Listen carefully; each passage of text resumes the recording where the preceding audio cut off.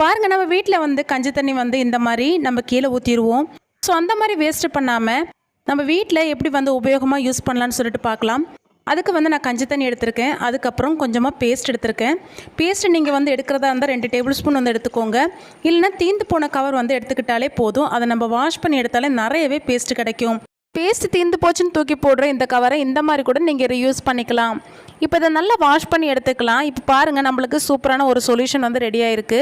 இந்த கஞ்சி தண்ணி இந்த கோல்கேட்டு மிக்ஸ் ஆகி கிடைக்கும் போது நல்ல ஒரு க்ளீனிங் ஏஜென்ட்டாக இது வந்து ஒர்க் ஆகும். ஸோ இது எதெல்லாம் நம்ம க்ளீன் பண்ணலான்னு சொல்லிட்டு பார்க்கலாம்.